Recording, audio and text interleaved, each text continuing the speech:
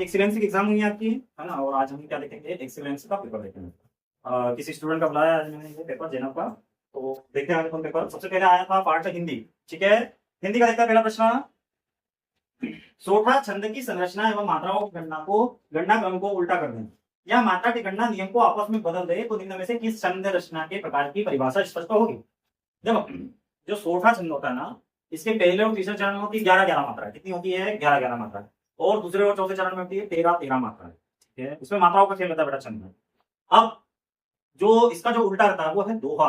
क्या है? दोहा, जिसको कबीर जी, है ना, उसमें रचना किया करते थे, दोहे में, दोहे गाया करते थे। तो दोहे में जो रचनाएं होती है वो पहले में 13 होती है और दूसरे में 11 होती है, तीसरे में 13 होती है और चौथे में 11 होती है। तो इसका उल्टा क्या है? इसका उल्टा है दोहा। क्लियर है? आगे देखें बेटा इसको और ऊपर करते जाओ। चंद्रशेखर वेंकट रमन का जन्म हुआ था। चंद्रशेखर वेंकट रमन का जन्म हुआ था 1888 में, 1888। इन्होंने क्या की थी? इन्होंने खोज की थी रमन प्रभाव, सीवी रमन। काय की खोज की थी? रमन प्रभाव की इन्होंने क्या करी थी? खोज की थी। और इनको शायद नोबेल पुरस्कार भी मिला है इसके लिए, सीवी रमन, ठीक है। अब आगे देखें। इस प्रकार कबीरदास जी का संबंध दोहा से, देखो अभी बात कीजिए अपन ने, ठीक उसी प्रकार गोरापंत शिवानी का संबंध किस लेखन विधा से है। अब कबीरदास जी क्या करते थे? दोहा गाते थे, है ना। तो ये जो करती थी क्या है, गोरापंत शिवानी, जो शिवानी का संबंध था वो था कथा से। किससे था? कथा से। कथा में क्या होता है? कथा में कहानियां सुनाई जाती है ना। और तो जो कथा का संबंध था वो किससे था? गोरापंत शिवानी से। क्लियर है? कितनों ने गोरापंत कथा लगाया था? गुड। आगे देखें। राजमहल शब्द में समास है। देखो, राजमहल का संधि मतलब आप उसका ऐसे करोगे, विच्छेद करोगे तो क्या आएगा? राजा का महल। क्या आएगा? राजा का महल। राजमहल में आएगा राजा का महल। अब ये क्या है? संबंध कारक। संबंध बता रहा है किसका महल? राजा का महल। और आपको मैंने पढ़ा था अवयवी भाव में पहला शब्द क्या रहता है? अवयव रहता है। तत्पुरुष में क्या रहता है? दूसरा पद। दूसरा पद। अब देखो, राजा का महल, राजमहल, रानी महल, मंत्री महल, कुछ भी बता सकते हो। राजमहल, क्या और क्या बन सकते शब्द? भूत महल। भूत महल, वेरी गुड, कुछ भी बना सकते। अब जैसे जो बने पहले शब्द चेंज हो रहे थे, मैंने आपको इसको आइडेंटिफाई करना सिखाया था। पहले शब्द चेंज हो रहे थे, दूसरा शब्द चेंज नहीं हो रहा था। तो ये है तत्पुरुष। क्या है ये? संबंध कारक तत्पुरुष। क्या है? तत्पुरुष। और इसमें एक चीज और, दूध वाला, सब्जी वाला, बहुत सारे से वाला वाला वाला है ना। वाला शब्द चेंज हो रहा है क्या? नहीं। तो ये यहाँ पर क्या शब्द समाज बनेगा? ये समाज बनेगा तत्पुरुष। आगे देखें। मध्य प्रदेश की जीवनदायिनी नदी नर्मदा। देखो कल भी प्रश्न आया था शायद नर्मदा नदी का, यहाँ हमने तो पिछले 5-6 दिन में पढ़ा था, ये पढ़ा था। मैक्सिमम क्वेश्चन आया है, लेकिन हिंदी में इस बार कुछ बाहर गए हैं। क्यों बाहर गए हैं? क्योंकि उत्कृष्ट का जो पैटर्न था वो अलग था इससे, नवोदय से। और उत्कृष्ट पे हम ज्यादा फोकस इसलिए नहीं कर पाया क्योंकि उत्कृष्ट के बच्चे कम थे देने वाले, और इसके बच्चे नवोदय के बच्चे ज्यादा थे। अगर मैं इसको पहले करवाता तो आपकी संख्या क्या हो जाती? ऐसे कम हो जाती है, या फिर वो विरोध करते कि सब उत्कृष्ट के प्रॉपर है। और नवोदय उत्कृष्ट की एग्जाम में क्या गेप था? कोई गेप नहीं था। कल नवोदय की भी रहा है, उत्कृष्ट की भी, इस कारण से, ठीक है। अब देखो, मध्य प्रदेश की जीवनदायिनी नर्मदा नदी। नर्मदा नदी क्या होगा? नर्मदा नदी निकली कहां से? विंध्याचल से। विंध्याचल से निकल गया ना, अमरकंटक से। फिर क्या हुआ? वहां से निकल के विंध्याचल पर्वत अमरकंटक से निकल के और जो इधर आती है भेड़ाघाट में, है ना, भेड़ाघाट जबलपुर में। तो वहां पे धुआंधार जलप्रपात भी बनाती है और संग भर के क्या है? बड़े बड़े पहाड़ है। तो कहां पर है वो? भेड़ाघाट जबलपुर। आगे करें। सत्याग्रह का संधि विच्छेद है। सत्याग्रह का संधि विच्छेद जो होगा वो होगा सत्य का, है ना, सत्याग्रह। सत्याग्रह ये वृद्धि संधि है, स्वर वृद्धि संधि। देखो, सत्य ये एक शब्द है ना, और एक शब्द है आग्रह।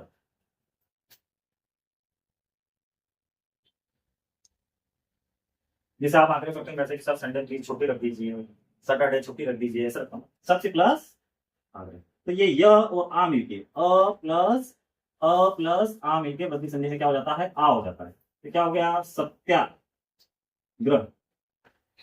ऑप्शन नंबर नहीं, अच्छा ये विषय ही बताना ना। तो सत्याग्रह क्या हो गया? सत्य धन आग्रह, ऑप्शन नंबर डी। अगला क्वेश्चन देखेंगे। निम्न शब्द समुच्चय में कौन सा समुच्चय सही है? ठीक है। भट्ट। भट्ट मतलब क्या होता था बेटा? भट्ट मतलब लड़ी करने वाले होते थे, ठीक है। उनको वीर लोग रहते थे वो, भट्ट, ठीक है। वीर लोग रहते थे, लड़ी करने वाले होते थे। भटकना नहीं, अलग अलग शब्द है। भट्टी अलग अलग शब्द है। एक प्रकार की सब्जी अलग है। भट्ट योद्धा, बिल्कुल सही है। क्या आएगा? भट्ट क्या है? एक योद्धा। तो इनका जो युग्म बना, समुच्चय बना, तो समुच्चय सही कौन सा है? घट योगदान। कितनों में करा था? गुड। अगला क्वेश्चन, नंदन वन सी फूल उठी वह छोटी सी कुटिया मेरी, ये पढ़ चुके थे ना? सी सी आए है ना, तो क्या है? उपमा अलंकार है। किसके जैसी? वंशी, ठीक है, इसके जैसी वंशी। तो वो जो उसकी कुटिया थी, छोटी सी कुटिया, देखो छोटी सी, वन नंदन वंशी, फूल उठी वह छोटी सी कुटिया मेरी, तो ये क्या है? उपमा अलंकार। मैंने एग्जांपल भी बहुत सारे दिए थे।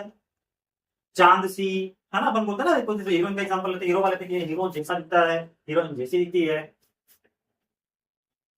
आगे देखें, निम्न भक्तिकालीन कवियों के जीवन आयु के आधार पर विचार करते हुए तुलनात्मक रूप से किसी कवि की दीर्घायु किसी कवि की आयु दीर्घ मानी जाती है। मतलब कौन बहुत लंबा जिया है, इनमें से कौन बहुत लंबा जिया है। तो जब उस समय के ऐसे कोई परफेक्ट एज तो पता नहीं चलती थी, लेकिन उस समय जो उनके समकालीन थे, समकालीन का मतलब जैसे आप एक दूसरे के समकालीन हो, मतलब एक दूसरे के समकालीन मतलब आप एक दूसरे के साथ हो, है ना, आप उनके समय के हो। ऐसे जो उनके समकालीन थे उसमें सबसे ज्यादा कौन जिए थे? रैदास जी। क्या जिए थे? जिनकी लंबी उम्र थी वो थे रैदास। आगे बढ़ाएंगे, रात्रि का तद्भव रूप क्या है? अब रात्रि क्या है? तत्सम शब्द है। क्या है? तत्सम। पढ़ा भी था हमने, हमारी बुक में भी है। रात्रि का आ जाएगा रात, क्या आ जाएगा? आगे देखेंगे,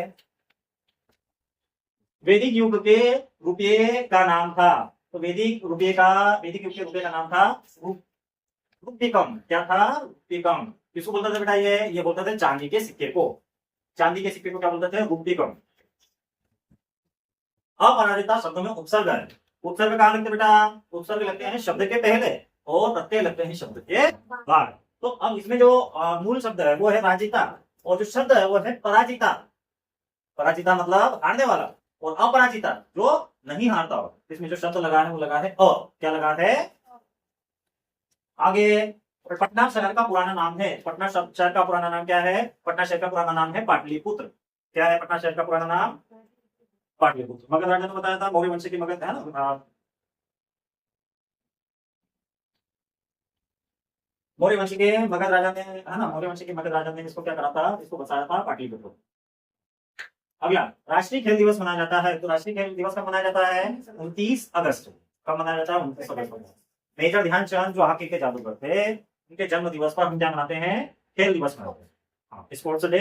मेजर ध्यानचंद जो थे वो हॉकी के जादूगर कहलाते थे, उनके जन्म दिवस पे हम क्या करते हैं? 29 अगस्त पे खेल दिवस मनाते हैं। चौपाई के प्रत्येक चरण में कितनी मात्राएं होती हैं? चौपाई बेटा, चौपाई के प्रत्येक चरण में 16 मात्रा होती है। आप इसे याद रख सकते हो, 4 ठीक है। चौपाई के प्रत्येक चरण में कितनी कितनी मात्रा होती है? आगे देखेंगे, ये आपका इंग्लिश खत्म हुआ। हिंदी देखेंगे, इंग्लिश देखेंगे। Use correct preposition. प्रीपोजिशन बहुत अच्छे से पढ़ाई थी। वी ट्रेवल्ड बस, वी ट्रेवल्ड बस। भैया यहाँ पे क्या आएगा? अगर आर्टिकल लगा होता बस के लिए, मतलब कितनी बस, है ना, तो वहां पर वो ना सकता था, लेकिन यहाँ पे कोई संभावना नहीं है। तो सिंपल सा सेंटेंस है, तो यहाँ पे क्या आएगा? बाय आएगा। क्या आएगा? By. With, sorry, by a bus. We travelled by a, sorry, by bus, है ना, क्योंकि आर्टिकल तो लगा नहीं है ना, तो हम उस पर देखें तो क्या आएगा? कोई सोचने की जरूरत ही नहीं। क्या आएगा? बाय। कितना लगा था? बाय। वेरी गुड, सबने लगाया। देखिए अगला, Manu will tell her letter. Select the correct passive from the given sentence. Passive तो बहुत तरह से देखें। Manu will tell her letter, तो हर का क्या हो जाएगा बेटा? सबसे पहले तो हर का हो जाएगा शी। ऑब्जेक्ट कहां पे? ऑब्जेक्ट चेंज होकर सब्जेक्ट में, ठीक है, तो हर हो जाएगा शी। देखते हैं, शी, ठीक है, कोई बात नहीं। आगे देखें, शी विल, अब विल हो जाएगा फ्यूचर इंडेफिनिट हो जाएगा, फ्यूचर कंटिन्यू, तो हो जाएगा विल बी। क्या हो जाएगा? Will be, will be, will be.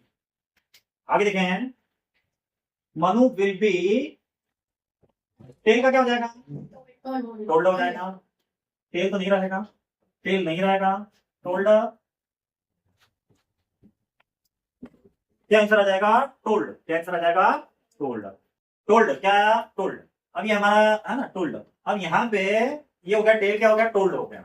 और मनु जो है ये क्या आ जाएगा? Told letter. और मनु क्या आ जाएगी? सब्जेक्ट कहाँ चला जाएगा? ऑब्जेक्ट में, बाय। कितनों का सही करा? सारों का सही करा होगा, सारों का सही करा होगा, ठीक है। आगे लाओ, laugh, right the noun of laugh. Laugh क्या होती है? लाफ है वर्ब। क्या है? वर्ब। लाफ वर्ब है, मतलब लाफ मतलब हंसना, ठीक है, तो ये क्या हुआ, वर्ब होगा। अब इस लाफ को अगर हम क्या करते हैं उसमें, इस लाफ में हम इसको नाउन बनाना है लाफ, तो लाफ में क्या जोड़ना पड़ेगा, लाफ्टर। क्या जोड़ना पड़ेगा, लाफ्टर। लाफ्टर का मतलब क्या हो जाएगा, हंसी। ये एक नाम हो गया है ना, लाफ्टर, हंसी। तो ये क्या हो गया, ये नाउन बन जाएगा। तो क्या हो जाएगा, ये क्या है, ये जीरण है, लाफिंग है ना। तो लाफ्टर कहां पे दिया है, लाफ्टर। ऑप्शन नंबर बी क्या है इसके लिए करेक्ट है। तो राइट द नाउन फ्रॉम आप लाफ, तो लाफ का क्या हो जाएगा, लाफ्टर हो जाएगा, अगर नाउन बनाना है तो। रहने दो, दो प्रश्न हो जाने दो। Choose the miss spelled word. Word miss spell देखे हैं, पहले शब्द मिस स्पेल है, क्यों, क्योंकि यहाँ पे दो एल लगे। ब्यूटीफुल में कितना एल लगता है, एक एल लगता है। क्या आंसर आएगा हमारा, ब्यूटी। आगे लगाओ, neither she nor I invited. अब यहाँ पे आपको सबको ऐसा लग रहा होगा कि आर आएगा, है ना, लेकिन आर नहीं आएगा, क्यों, नाइदर शी एंड आई, जब भी नाइदर और नोर आ जाए या आइदर और आर आ जाए, तो वहां पर क्या करते हैं, जो हमारा सेकंड सब्जेक्ट होता है, पास वाला जो सेकंड सब्जेक्ट होता है, हम उसके अकॉर्डिंग लगाते हैं। समझ में आ गई बात, हम उसके अकॉर्डिंग क्या लगाते हैं, हेल्पिंग वर्ब लगाते हैं। तो यहाँ आई के अकॉर्डिंग हेल्पिंग वर्ब लगेगी, तो आई के साथ क्या लगता है, इन। सही लगाया था, ठीक है, सर यहाँ आएगा। तो जब choose the correct synonym of brief, ठीक है, भाई ब्रीफ का मतलब होता है छोटा। लिमिटेड का क्या हो जाएगा, सिनोनिम बता रहा है ना, सेम वर्ड है। लिमिटेड मतलब कम हो जाएगा, स्मॉल मतलब आकार बताएगा, ये साइज बताएगा छोटा। लिटिल मतलब भी क्या हो जाएगा, शॉर्ट। भाई इसमें सबसे सटीक जो बैठ रहा है वो ब्रीफ का क्या बनेगा, शॉर्ट बनेगा। शॉर्ट मतलब क्या हुआ, छोटा। कंफ्यूज करने वाला हो सकता है ना, मैक्सिमम बच्चों का गलत गया होगा। पर इसमें जो हिंदी था, आज हिंदी था, आज के पेपर में हिंदी टफ था, और इंग्लिश जो है, English Hindi tough, cut off कम जाएगा, हिंदी टफ। तो ठीक है, तो इसमें क्या आएगा, शॉर्ट आएगा। ऊपर करो इसको, और यक्ष वाज हाईली प्लेस्ड। भाई यक्ष किससे पूछता, महाभारत पढ़िए ना अपन, कहां से, युधिष्ठिर से। अगले, select the appropriate conjunction. Conjunction लगाना है यहाँ पर, he works very hard, he gets a low salary. देखो पहले में पॉजिटिव बात कर रहा है और दूसरे में नेगेटिव बात कर रहा है, तो यहाँ पे क्या लगेगा, यहाँ पे लगेगा बट। क्या लगेगा, बट। क्यों, ही वर्क्स वेरी हार्ड, वो बहुत मेहनत कर रहा है, बट परंतु ही गेट्स अ लो सैलरी, उसके बाद भी क्या होगी, उसको कम तनख्वाह। ठीक है, आगे देखेंगे। Where was Kalpana Chawla born. Kalpana Chawla कहाँ पैदा हुई थी, करनाल में पैदा हुई, करनाल हरियाणा। कहाँ पर पैदा हुई थी, करनाल हरियाणा में। कल्पना चावला क्या थी, भारत की पहली अंतरिक्ष यात्री थी। कौन थी, कल्पना चावला। ठीक है, आगे देखेंगे। Find the opposite of the underline word. After long journey we become weak. भाई इसका मतलब क्या हो रहा है, इसका मतलब हो रहा है थकना। क्या हो रहा है इसका मतलब, इसका मतलब हो रहा है थकना। इसका मतलब भी थकना हो रहा है, फ्रेश। अब यहाँ पे हमको क्या बताना था, इसका अपोजिट बताना, तो इसका अपोजिट क्या आ जाएगा, फ्रेश। फ्रेश है ताजा। ठीक है, आगे देखेंगे। A famous ruler of the Gond density destiny dynasty. ठीक, a famous ruler of Gond dynasty. Gond किनका था, कहां पर था ये, मध्य प्रदेश में। क्या है ये जो वहां पे गोंड जो साम्राज्य था, गोंड साम्राज्य की सबसे फेमस रानी थी रानी दुर्गावती। ये क्या थी, उन्होंने क्या लिया था अकबर से, उन्होंने, हाँ ना, अकबर के समय में उन्होंने क्या लिया था, लोहा लिया था, और उस समय उन्होंने क्या करी थी, वहां पर क्रांति करी। कहां पर है, मध्य प्रदेश में। ऊपर आप शीप मतलब इंग्लिश में जगह पढ़े, आप शिप्स। ठीक है, ये भैया जानवरों का है, प्लेट। प्लेट आएगा, क्या है, ये बटालियन किसका रहता है, सैनिकों की टुकड़ी रहती है। और ये क्या है, प्लेट। प्लेट क्या है, ये जहाजों का समूह, जहाजों के समूह को क्या कह रहे हैं। आगे देखें।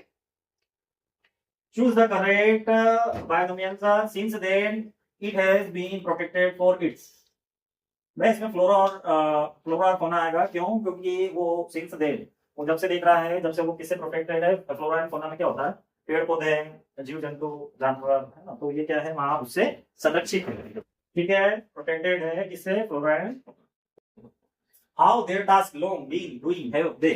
पहली बात तो ये क्या हो रहा है, काय का टेंस है ये है प्रेजेंट परफेक्ट कंटीन्यूअस का। काय का है, प्रेजेंट परफेक्ट कंटीन्यूअस का। क्वेश्चन कर रहा है वो, how they have been long doing, नहीं, पहला तो गलत है। How long have they doing the task, how long have they been doing their task. ये सही सही साउंड कर रहा है, तीसरा वाला देखते हैं, how long the task have been doing they the task. क्या आएगा, ऑप्शन नंबर सी सही साउंड कर रहा है, how long have they been doing their task. जब प्रेजेंट परफेक्ट कंटीन्यूअस में हम क्वेश्चन मार्क है ना, क्वेश्चन मार्क या क्वेश्चन टेक बनाते हैं तो क्या हो जाता है, वो पहले आ जाता है, क्या आ जाता है, पहले ये क्वेश्चन वर्ड आ गया है और फिर long have they been. Option number C, question number 30 का fill in the blank with correct homophones. The days of snow called mountain is exciting। भैया यहाँ पे वो देखने की बात कर रहा है ना, वो दृश्य की बात कर रहा है, तो यहाँ पे क्या आ जाएगा, साइट आएगा, साइट, ये वाला साइट, ये वाला साइट क्या होता है, देखने के लिए, दृश्य की बात कर रहा हूँ, ठीक है, क्या आएगा, ऑप्शन नंबर सी। इंग्लिश भी टफी था, ऐसे बोल सकते हैं हम। क्या आया, कितनों का साइट लगा था, आप ऊपर करें।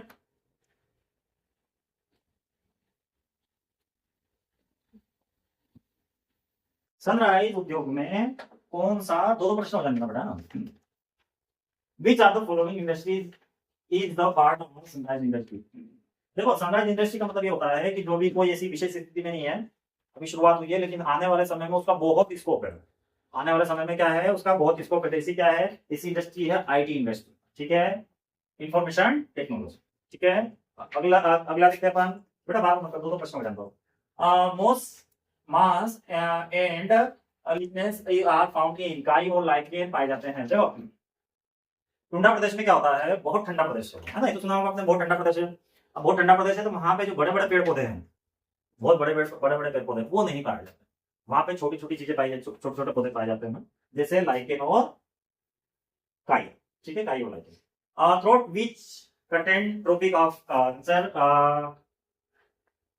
Capricorn and equator pass. भैया यहाँ पर वह कौन सा महाद्वीप है जिसे होकर कर्क रेखा, मकर रेखा और वैश्विक रेखा की गुजरती है।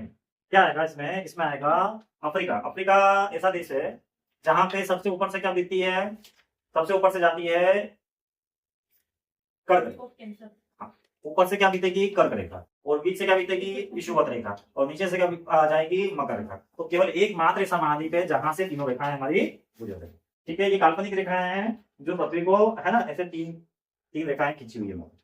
आगे देखेंगे, अफ्रीका आएगा उसका आंसर। ग्लोबल 500 पुरस्कार किस क्षेत्र में योगदान के लिए दिया जाता है। अब ग्लोबल 500 किसके लिए दिया जाता है, ग्लोबल 500 दिया जाता है पर्यावरण बचाव के लिए, काय के लिए दिया जाता है, हाँ, ग्लोबल 500 पर्यावरण संरक्षण में जो ऐसा असाधारण काम करता है वहां पर ये पुरस्कार दिया जाता है।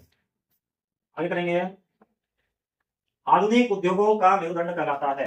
भैया आधुनिक उद्योगों का जो मेरुदंड मतलब बैकबोन है ना, बैकबोन कौन कहला रहा है हमारे आधुनिक उद्योगों का, तो वो है स्टील है। क्या है, स्टील, क्योंकि स्टील आप देखोगे तो हर जगह आपको मिलेगा, इस्पात, ठीक है, इस्पात आपको हर जगह दिखेगा, और मशीनों में यूज करते हैं हम, हमारे घरों में यूज करते हैं हम, व्यवसाय में बहुत जगह पे यूज होता है, तो उसके बिना क्या है ना, कुछ भी नहीं है ना, वो बहुत ज्यादा इस्पात क्या है ना यूज होने लग गया। ओजोन दिवस कब मनाया जाता है, ओजोन दिवस मनाया जाता है 22 सितंबर को। कब मनाया जाता है, ओजोन दिवस कब मनाया जाता है, ओजोन दिवस मनाया जाता है 16 सितंबर। कहाँ पर रहता है ये ओजोन पर, कहाँ पर पाई जाती है, स्ट्रेटोस्फीयर में। कितनी हाइट पे होती है अपनी, 10 से 50 किलोमीटर की हाइट पे होती है ये ओजोन परत, यहाँ से पृथ्वी से 50 किलोमीटर है ना। समताप मंडल होता है, समताप मंडल में क्या पाई जाती है, ओजोन परत। सूर्य से आने वाली अल्ट्रावायलेट किरण को क्या करती है, ये पृथ्वी पे आने के लिए रोकती है, पढ़ चुके थे अपन है ना। तो ओजोन दिवस का मनाया जाता है 16 सितंबर। CITES द्वारा किसके व्यापार पर प्रतिबंध लगाया गया है भैया, ये जो है भैया, ये जो CITES है ना, ये क्या करती है, ये ऐसे जानवरों के अंतरराष्ट्रीय व्यापार पर रोक लगाती है जो संकटाग्रस्त हो, जिनकी प्रजाति नष्ट होने का खतरा हो, जो कुछ ही बच्चे हों, समझ में आ रही बात, और ऐसा लगे कि अगर उनका व्यापार करेंगे तो नष्ट हो जाएगी, तो क्या होगा, इसका जो आंसर आएगा वो क्या आएगा, वो आएगा डॉल्फिन। डॉल्फिन क्या है, वो नष्ट होने की कगार पे, बहुत कम है, रेयर केस में बची हुई है ना, तो उसके जो व्यापार है, व्यापार पे सख्त प्रतिबंध लगाया गया। क्या लगाया गया है, व्यापार पे सख्त प्रतिबंध लगाया है कि उसका अंतरराष्ट्रीय व्यापार नहीं किया। आगे देखें, मध्य प्रदेश के किस जिले को कार्न सिटी कहा जाता है। कार्न मालूम ही होगा, मक्के के दाने जो रहते हैं है ना, तो मक्का सबसे ज्यादा कहाँ पे उगता है, छिंदवाड़ा में, तो छिंदवाड़ा को क्या बोलते हैं, कार्न सिटी। आगे देखेंगे, गलत लगाया उन्होंने, वाणिज्यिक उपयोग के लिए सब्जियों, फलों और फूलों का उगाना क्या कहलाता है? ये कहलाता है हार्टिकल्चर। हार्टिकल्चर पूरी खेती करेंगे ना, उसको बोलेंगे एग्रीकल्चर, ये कहेंगे हार्टिकल्चर। ठीक है, कोई बात नहीं, गलत हो गया इनका। स्टेपी घास स्थल पाए जाते हैं, कहाँ पे पाए जाते हैं? ये पाए जाते हैं मध्य एशिया में। स्टेपी जो घास के मैदान होते हैं, कहाँ पे मिलते हैं? मध्य एशिया में। आगे, मध्य प्रदेश का राजकीय पक्षी है, तो मध्य प्रदेश का राजकीय पक्षी है दूधराज। क्या है? दूधराज। इसको बोलते हैं शाह बुलबुल भी बोलते हैं। क्या बोलते हैं? शाह बुलबुल। पेराडाई फ्लाई क्लेचर, पेराडाई फ्लाई केचर है ना, तो ये क्या होता है? दूधराज, और मध्य प्रदेश का राजकीय पक्षी है ये। ठीक है, आगे देखें। जैव विविधता अंतर्राष्ट्रीय कार्यालय स्थित है। भैया जैव विविधता का अंतर्राष्ट्रीय जो कार्यालय है वो रोम में स्थित है। कहाँ पर स्थित है? रोम में। रोम में ये क्या क्या काम करते हैं? ये जैव विविधता, जैव विविधता का ध्यान रखते हैं कि हर प्रकार की है ना जीव और हर प्रकार के वनस्पतियां, उनका संरक्षण करने का काम करते हैं। ऊपर दो प्रश्न लगा दो। चाप झील पाई जाती है, देखो हिम नदी रेगिस्तान में तो मिलेगी नहीं, हिमनद में भी तो मिलेगी। चाप घाटी कैसे मिलेगी? चाप झील कहाँ से मिल जाएगी? चाप झील का मतलब होता है बेटा, जैसे मैदान में आ गई नदी बहते बहते है ना, मैदान में आ गई, अब वो वहां पे ऐसे कटाव जैसे पड़ जाते ना, अब वो फैल सकती है, फैल जाती ना, फैलती है तो फैली तो जैसे जो बीच का भाग है तो पानी जैसे नहीं गया, वो बढ़ता बढ़ता तो पानी दो भाग में डिवाइड हो जाता है, तो फिर बाद में मिल जाती है, जैसे रिंग जैसी बन जाती है, इसी बन जाती है रिंग जैसी, घोड़े की नाल जैसी। बहुत जगह पे देखा होगा आपने, जैसे महेश्वर में शायद है, धर्मपुरी में है, अपनी नर्मदा नदी है, तो ये कहाँ पर बनती है? नदी घाटी में बनती है। कहाँ पर बनती है? आगे देखे हैं, शरद विषु किस दिन होता है? बेटा ये होता है 23 सितंबर को होता है। इसमें सूर्य जो है विषुवत रेखा के बिल्कुल ऊपर होता है। अब वो क्या होता है? विषुवत रेखा के ऊपर होता है तो दिन क्या होता है? दिन और रात क्या होते हैं? एक समान होते हैं। क्या होते हैं? दिन और रात उस दिन एक समान होते हैं। ये शायद 23 सितंबर और 21 मार्च को क्या होते हैं? दिन और रात क्या होते हैं? बराबर बराबर होते हैं। ऐसा रहता है ना, कभी दिन बड़ा रहता है, कभी रात छोटी रहती है, फिर रात बड़ी हो जाती है, दिन छोटा हो जाता है। ऐसा रहता है ना कि जल्दी, समय तो वही रहता है 24 घंटे, लेकिन दिन बड़ा होने से मतलब क्या है? सूर्य का उजाला ज्यादा देर तक है। रात बड़ी होने का मतलब क्या है? सूर्य मतलब अंधेरा ज्यादा देर तक है, उसको बोलेंगे रात। क्लियर है? जैव विविधता हॉटस्पॉट है। भैया जैव विविधता का हॉटस्पॉट बेटा बार बार मत चेंज करो, दो दो प्रश्न हो जाए। जैव विविधता का हॉटस्पॉट क्या है? जैव विविधता का हॉटस्पॉट मतलब जहाँ पे बहुत प्रकार के जानवर पा रहे हैं, जंतु मिल रहे हैं, पेड़ पौधे मिल रहे हैं, वनस्पति, सब कुछ एक ही जगह का। तो ये कहाँ पे पॉसिबल है? घने जंगलों में। कहाँ पे पॉसिबल है? घने जंगलों में जैव विविधता मिलेगी। ग्लेशियर नहीं आएगा बेटा, गलत है। भगोरिया मध्य प्रदेश के किस जनजाति समुदाय का नृत्य है? ये है बेटा भील और भिलाला। इसका है भील और भिलाला। भगोरिया मालूम ही है आपको तो, है ना? हाँ, बड़वानी बड़वानी में होता है, खरगोन में भी होता है, अलीराजपुर में होता है, झाबुआ में होता है। आगे देखें, आगे करें। मौसम को प्रदर्शित करने वाले नक्शे में वायुदाब दर्शाया जाता है। भैया ये क्या होगा? मौसम में जो वायुदाब दर्शाते हैं वो काय में दर्शाया जाता है? पास्कल और मिलीबार।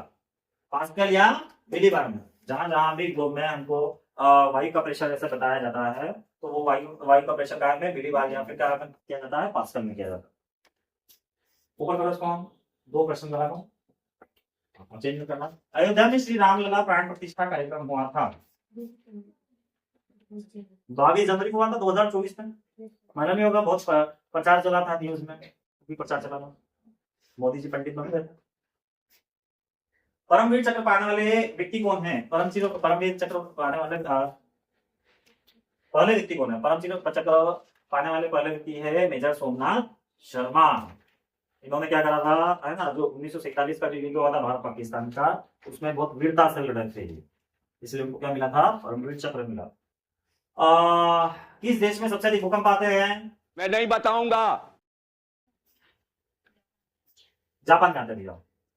प्रकाश वर्ष से संबंधित है, देखो प्रकाश वर्ष संबंध कई बार पढ़ चुके हैं, लाइट ईयर है ना। लाइट ईयर क्या होता है? प्रकाश जब यहाँ से भेजा है ना, और निर्वात कोई बीच में अड़चन नहीं होना चाहिए, वो एक साल में जितनी दूरी तय कर लेगा। मतलब यहाँ से तुमने टॉर्च चमकाया, टॉर्च नहीं, ऐसा कोई सा लाइट ले लो कि जो बहुत दूर तक जा सकता है, बहुत दूर, कभी खत्म नहीं होगा। ऐसा अब हमने चमकाया, वो एक साल में कितनी दूर जा सकता है, उसको बोलते हैं एक प्रकाश वर्ष। क्या बोलते हैं? एक प्रकाश वर्ष। ये लाइट ईयर क्या काम आता है? ये लाइट ईयर काम आता है जो बहुत दूरी के ग्रह हैं, तारे हैं, उनके बीच की दूरी को नापने के लिए। क्योंकि पृथ्वी पे तो सूर्य का प्रकाश कितनी देर में आ जाता है, 8 मिनट 19 सेकंड में आ जाता ना। लेकिन एक एक साल लग जाता है प्रकाश को जहाँ पे जाने में, उसको बोलते हैं लाइट ईयर। बहुत सारे तारे ऐसे हैं जो पृथ्वी से कई लाइट वर्ष दूर है, तो कई लाइट ईयर दूर है, तो वहां का प्रकाश यहाँ पे आने में कितना समय लग जाएगा, बहुत ज्यादा टाइम लग जाता है। आगे देखें, तो दूरी से आएगा। बहुत अच्छे से पढ़ाया था। आनंद भट्ट किसके द्वारा लिखी गई है भैया? आनंद भट्ट लिखी गई है बंकिम चंद्र चटर्जी द्वारा लिखी गई है, और बंकिम चंद्र चटर्जी द्वारा लिखी गई है। और वंदे मातरम में किसे लिया गया है? आनंद मठ से ही लिया गया है। ठीक है, आनंद मठ से क्या लिया? वंदे मातरम किसे लिया हो गया है?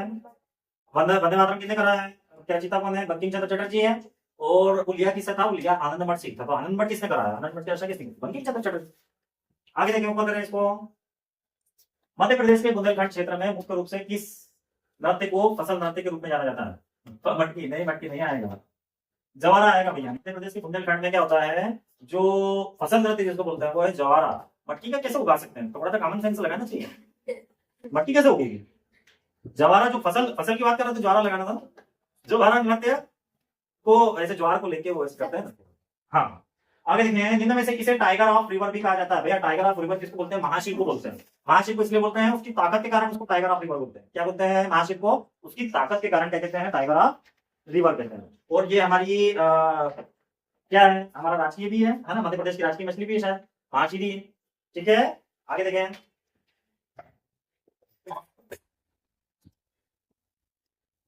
किस साम्राज्य ने भारत के प्रसिद्ध खजुराहो का मंदिरों का निर्माण करा था? क्या आएगा?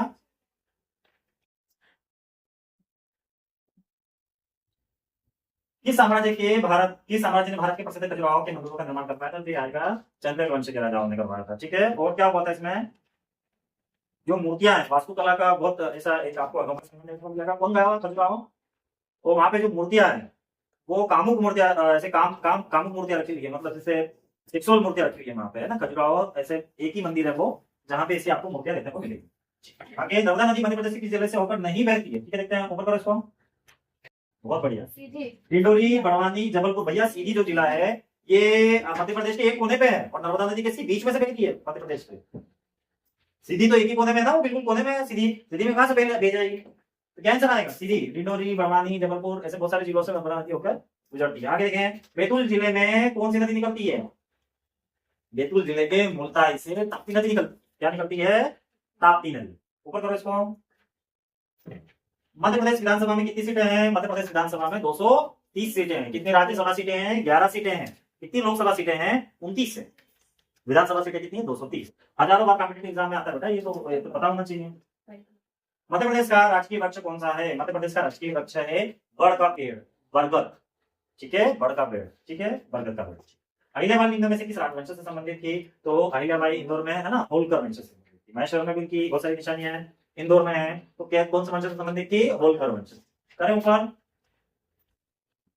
स्टेच्यू ऑफ लाइब्रेरी के हरे रंग का कारण? साइंस आ गया है अब हमारा। क्या गया है? साइंस। स्टेच्यू ऑफ लिबर्टी का हरे रंग का कारण? हरा पत्थर नहीं, ऑक्सीकृत पीतल। भैया ये जो है ऑक्साइड ब्रास आएगा इसका। नहीं, ऑक्साइड ब्रास नहीं, हरे रंग का स्टील, ऑक्सीकृत तांबा, ऑक्साइड कॉपर आएगा इसका। क्या होगा देखो आपको। बहुत समय हो गया उसको बने। हवा में रहती है, नमी में रहती है ना, बारिश भी होती है, हवा भी होती है, नमी भी होती है। इसके कारण क्या हुआ, वो जो तांबे की बनी होती है ना, तो क्या हुआ, वो तांबा क्या हुआ, ऑक्सीकृत हुआ, है ना। तो क्या हुआ, ऑक्सीकृत तांबा है, उसके हरे रंग हो जाने का, उसका हरा रंग होने का कारण क्या है, ऑक्सीकृत तांबा।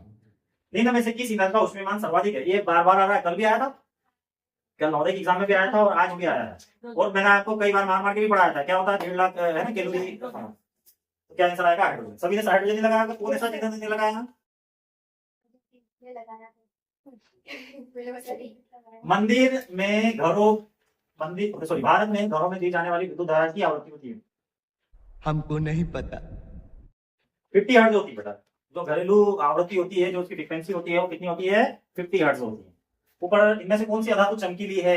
भैया अधातुओं में चमक नहीं होती है, अधातुओं में अधिकतर चमक नहीं होती, धातुओं में चमक होती है। तो अधातु में जो चमक होती है वो क्या है? आयोडीन। क्या है? आयोडीन। आयोडीन में क्या होती है? चमक। ऊपर करो इसको, 2 प्रश्न कर लो बेटा, यहाँ काट ला के टिका देते हैं। पेरामीशियम का प्रचलन अंग है? भैया पेरामीशियम क्या होता है?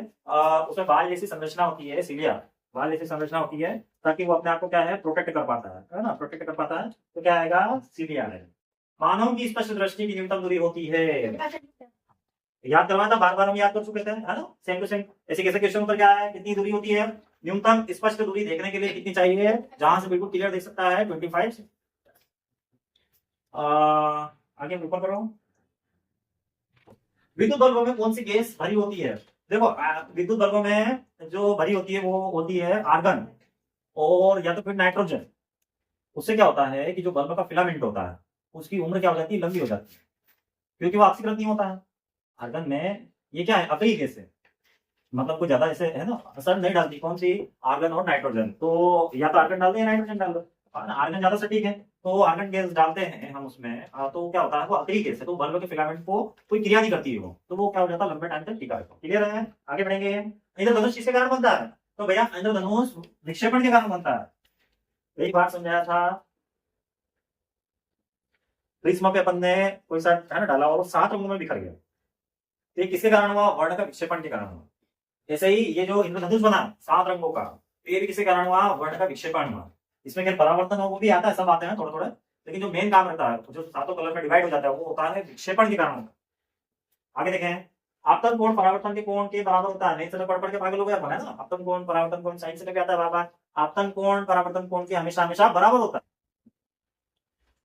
निम्नलिखित में से कौन सा कथन सत्य है? सभी किरणें कैथोड किरण है, कैथोड किरणें इलेक्ट्रॉन की धाराएं होती है, कैथोड किरणें प्रोटॉन की धारा होती है, विद्युत चुंबकीय विकिरण कैथोड किरणें उत्पन्न करती है। नहीं भैया, कौन सा कथन सत्य है? तो सेकंड वाला ही सत्य है, कैथोड किरणें इलेक्ट्रॉन की धाराएं होती है। इसमें क्या होता है, कैथोड किरण में है ना इलेक्ट्रॉन जो होते हैं वो मुक्त रूप से होता है। तो क्या होती है कैथोड किरण में, क्या होती है, इलेक्ट्रॉन की धारा होती है। बरोबर। और ऊपर कटो थोड़ा सा, तो 2 प्रश्न एक साथ दिख जाएंगे। हाँ ये ठीक है।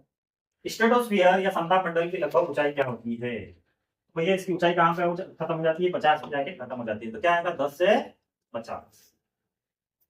पढ़ चुके हैं अपन, ओजोन परत होती है, ओजोन परत भी इसमें ही आ गई इसी प्रश्न में, है ना। अल्ट्रावायलेट यूवी रेस को क्या होती है, हम तक आने पर रोकती है, जो क्या होती है, स्किन के कैंसर का कारण बनता है ना। तो ठीक है, किस ग्रह को सुबह का तारा और शाम का तारा कहा जाता है? कई बार पढ़ चुके अपन, कल भी आया था शायद, विनस, है ना। क्या होगा विनस, शुक्र, ये नंगी आंखों से देखा जा सकता है। कई बार मैंने प्रोजेक्टर पे आपको उसका चित्र भी बता दिया है। सुबह दिखेगा और शाम को दिखेगा ये, हाँ?